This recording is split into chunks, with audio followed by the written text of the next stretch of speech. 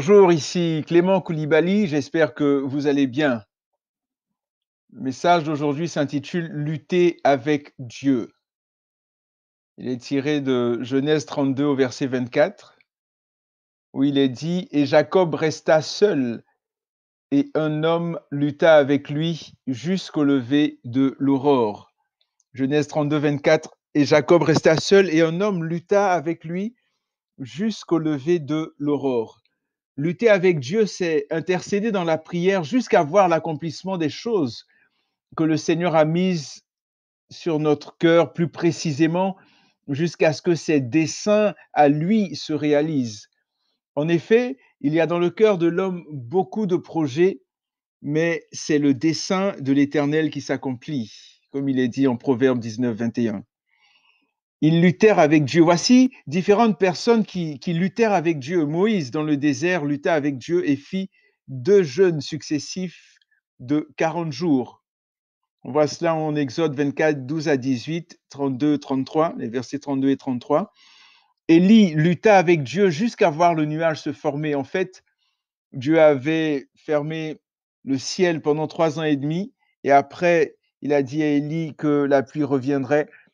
Et Élie s'est quand même mis en prière. Et ça veut dire que même lorsqu'on reçoit des promesses du Seigneur, il n'est pas juste de se contenter de la parole qu'on a reçue, mais de fléchir les genoux, de prier, d'intercéder pour voir ces promesses s'accomplir dans nos vies, dans notre famille, dans nos nations, etc.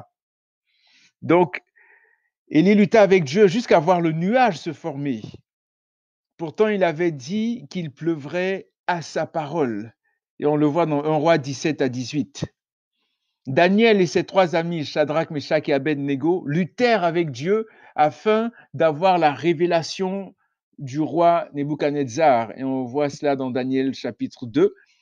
Et en Daniel 10, on voit Daniel tout seul cette fois, tout seul Daniel qui lutta également avec Dieu afin d'avoir une révélation sur l'avenir, de comprendre les temps, comprendre ce qui allait prendre place, ce qui était en train de se passer. On a Anne, la mère du prophète Samuel, qui lutta avec Dieu et elle conçut Samuel, en 1 Samuel chapitre 1. Notre Seigneur Jésus lui-même, notre Seigneur et Sauveur Jésus, lutta avec Dieu. En Matthieu 17, 2, on voit qu'il expérimenta la transfiguration. En Luc 22, 44, on voit que sa sueur, lorsqu'il était en prière, sa sueur devint comme des grumeaux de sang. Et en Marc 14, on voit que le Seigneur Jésus obtint sa réponse. Il pria 3 fois, il pria, il intercéda. Seigneur, s'il est possible que cette coupe s'éloigne de moi, mais non pas ma volonté, mais ta volonté. Et à la fin, il s'est levé, a dit à ses disciples, le moment est venu. On voit également les 120 disciples qui luttèrent avec Dieu afin que le Saint-Esprit descende. Et nous avons eu la Pentecôte en Actes chapitre 2. Et vous savez, le Seigneur Jésus, j'ai parlé tout à l'heure du Seigneur Jésus, qui lui-même lutta avec Dieu. Pourtant, il est Dieu. En Hébreux 5 nous décrit un peu comment notre Seigneur Jésus luttait avec Dieu. En Hébreux chapitre 5, versets 7 et 8, il est dit que c'est lui-même, en parlant de Jésus, c'est lui qui, dans les jours de sa chair, ayant présenté avec de grands cris et avec larmes des prières et des supplications à celui qui pouvait le sauver de la mort, et ayant été exaucé à cause de sa piété, a appris, bien qu'il fût fils, l'obéissance par les choses qu'il a souffertes. Hébreux 5, versets 7 et 8 dit c'est lui, donc on parle du Seigneur Jésus, c'est lui qui, dans les jours de sa chair, donc quand il était sur cette terre des hommes, dans les jours de sa chair, ayant présenté comment? Avec de grands cris et avec larmes des prières et des supplications à celui qui pouvait le sauver de la mort, et ayant été exaucé à cause de sa piété, a appris, bien qu'il fût fils, l'obéissance par les choses qu'il a souffert. Donc on voit un petit peu comment est-ce qu'il priait, comment est-ce que le Seigneur Jésus intercédait avec des cris, avec des larmes, avec des supplications. Mais c'est important d'arriver à ce niveau-là. C'est important lorsqu'il y a des choses, des enjeux face à nous, de prier comme le Seigneur Jésus. Ne pas être timide. On est devant notre Père et c'est important qu'on puisse déverser notre cœur, s'exprimer, prier, se coucher, se mettre à ses pieds. Seigneur, agis, fais quelque chose. Autrement dit, le combat spirituel, la prière avec une attente, un désir réel est toujours d'actualité, surtout avec tout ce qu'on vit présentement. Tout ce qu'on vit présentement, le monde est mélangé. Le mal, on l'appelle bien, on l'appelle mal. On voit toutes sortes de bêtises, toutes sortes d'atrocités aujourd'hui et c'est vraiment important qu'on fléchisse les genoux, qu'on lutte dans la prière. Qu'en est-il de ma vie de prière? Qu'en est-il de nos vies? Avons-nous des attentes particulières que nous mettons au trône de la grâce et pour lesquelles nous intercédons sans arrêt? Ou bien est-ce que nous prions un peu et puis on arrête de prier pendant un certain temps et puis après on recommence ou on promet à des frères et sœurs de prier et puis on oublie, on prie pas? Est-ce qu'on est inconstant dans notre relation, dans notre intimité avec le Seigneur ou bien est-ce qu'on est constant? Est-ce que on va de l'avant? Est-ce qu'on continue à intercéder, à intercéder? Qu'en est-il de nos vies de prière? Où est-ce que nous en sommes? Face aux différentes épreuves que nous traversons ça et là, il est plus qu'important d'expérimenter cette dimension de la prière, ce combat spirituel avec le Seigneur Jésus, mais également contre les œuvres du diable, contre les dominations, les autorités, les principautés dans les lieux célestes. Comme il est dit en Éphésiens 6 au verset 12, nous n'avons pas à lutter contre la chair et le sang, mais contre les dominations, contre les autorités, contre les principautés dans les lieux célestes, pardon. Donc vous voyez, c'est vraiment important, c'est primordial de vraiment d'expérimenter cette dimension-là. La prière en groupe, c'est bien, mais parfois il est important d'être seul avec le Seigneur. Parfois, même pas juste parfois, souvent et très souvent même, important d'être seul avec le Seigneur. À la lecture des évangiles et en observant attentivement la vie de Jésus, du Seigneur Jésus, nous remarquons que la majorité du temps, il était seul avec son Père. C'est quand on est seul qu'on développe une réelle intimité. C'est comme dans un couple. Hein. Dans un couple, ben, tu n'es pas tout le temps avec tes amis et il est plus qu'important que tu passes du temps avec ton épouse, avec ton époux. Ce sont des moments primordiaux, des moments privilégiés pour consolider votre couple, pour vous connaître, pour vous découvrir, vous comprendre, vous aimer encore plus. Il en est de même dans notre relation avec le Seigneur Jésus, dans notre intimité avec le Saint-Esprit, dans notre désir d'être dans la présence, dans les bras de notre Père. Entendons-nous bien. Je ne dis pas qu'il ne faut pas prier en groupe. Je suis en train de mettre l'emphase sur notre relation, notre intimité avec Jésus, avec le Saint-Esprit, avec notre Père céleste bien-aimé qui a envoyé Jésus mourir à la croix pour nos péchés afin qu'on soit avec lui pour l'éternité. Dans la Bible, il y a en effet des exemples de prières en groupe. En Actes chapitre 1 et 2, on voit par exemple les apôtres le jour de la Pentecôte et avant la Pentecôte aussi. Donc, ils étaient en groupe, on parle des 120 qui étaient réunis. Toujours en Actes des apôtres, au chapitre 4, on voit les apôtres qui vécurent une autre Pentecôte après la libération de Pierre et de Jean. En Actes chapitre 12, il nous est dit que l'Église priait pour la libération de Pierre, etc., etc. Vous savez, il y a des choses qui se produiront dans nos vies uniquement quand nous serons seuls avec le Seigneur Jésus. Il est important d'être seul avec Jésus. Dans ces moments, nous pouvons expérimenter des gémissements, comme il est dit dans Romains 8, 26. Le Saint-Esprit qui soupire, des soupirs inexprimables, qui prie à travers nous. On peut expérimenter des larmes, une joie, une allégresse extraordinaire, recevoir une nouvelle onction, un renouvellement, un rafraîchissement, une nouvelle touche du merveilleux Saint-Esprit. obtenir de nouvelles révélations, des corrections, des instructions, des guérisons physiques ou intérieures, etc. Bref, des choses extraordinaires qu'on était loin d'imaginer, tout simplement parce que nous sommes seuls avec Jésus. Et vous savez quoi?